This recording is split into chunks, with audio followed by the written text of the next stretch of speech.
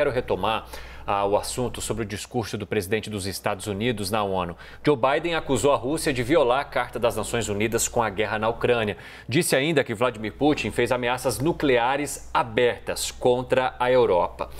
Eu quero conversar com o Lorival Santana, o nosso analista de Inter, que vai trazer as informações. Inclusive, Lorival, eu queria que você destacasse as falas mais importantes, mais relevantes de Biden em relação à Rússia e também a outros assuntos que estão sendo discutidos na Assembleia Geral da ONU. Bem-vindo ao Live, uma boa tarde para você.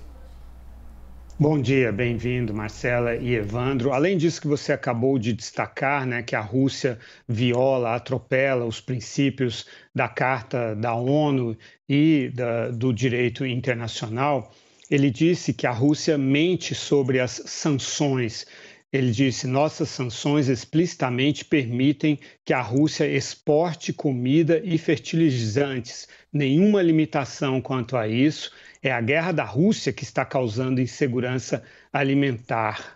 Isso é um contraponto à visão, por exemplo, do presidente Bolsonaro, manifestada ontem, ou do presidente Ibrahim Raisi, do Irã, manifesta hoje também, de que as sanções estão causando fome no mundo, né? O Biden continua dizendo que é a guerra da Ucrânia que está causando insegurança alimentar e que os Estados Unidos apoiam o acordo mediado pelo secretário-geral das Nações Unidas, Antônio Guterres, que permitiu que a Ucrânia e a Rússia exportassem grãos, né? Ele disse: queremos que esse acordo se expanda.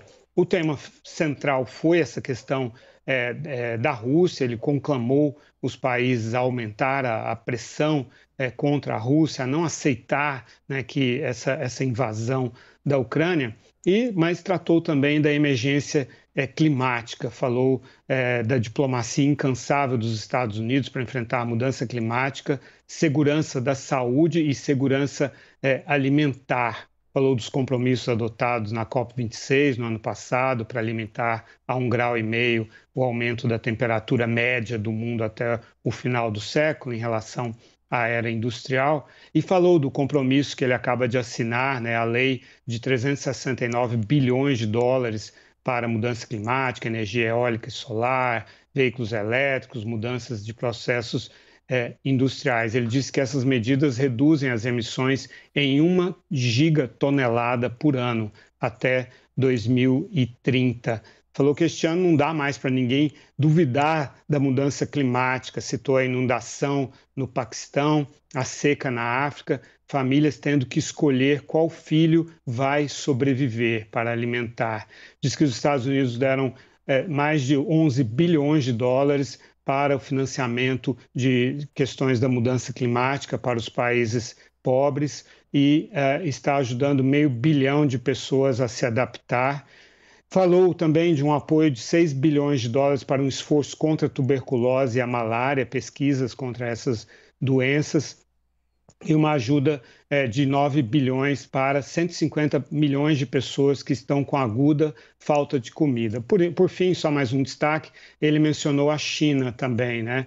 Disse que os Estados Unidos vão se conduzir como um líder razoável, que os Estados Unidos não buscam o conflito e que não pedem aos países que escolham entre Estados Unidos e outro país, que querem apenas um mundo aberto e livre, com parcerias, não para criar obrigações políticas, mas porque o nosso sucesso, disse ele, depende do sucesso dos outros países.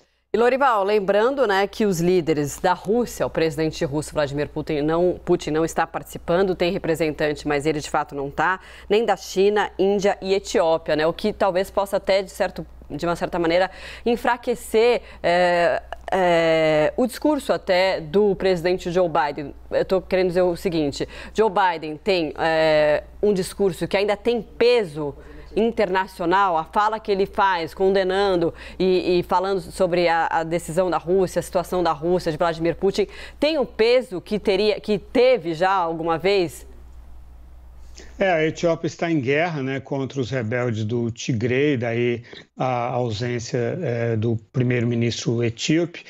Com relação à China, né, o Xi Jinping só fez uma viagem agora nos últimos dias para a Organização de Cooperação de Segurança de Xangai, a reunião foi no Uzbequistão, né, para ele também conversar com o Putin e falar das preocupações dele com relação ao rumo da guerra da Ucrânia. Ele colocou receios dele. Também o Narendra Modi da Índia fez isso nessa reunião.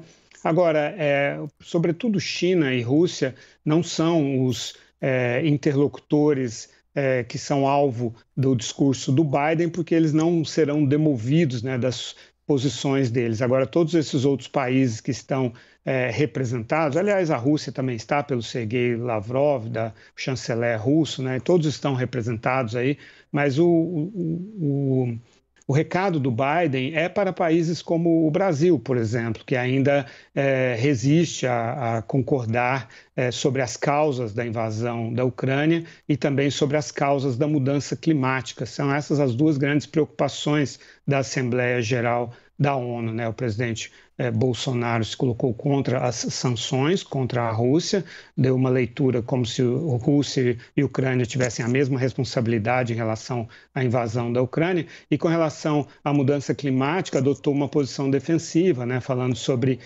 que 2/3 do Brasil, da vegetação ainda é nativa, 80% da Amazônia ainda estaria intacta, na visão dele. Então, é para esse tipo de interlocutor que o Joe Biden tenta argumentar com as visões dos Estados Unidos e dos seus aliados.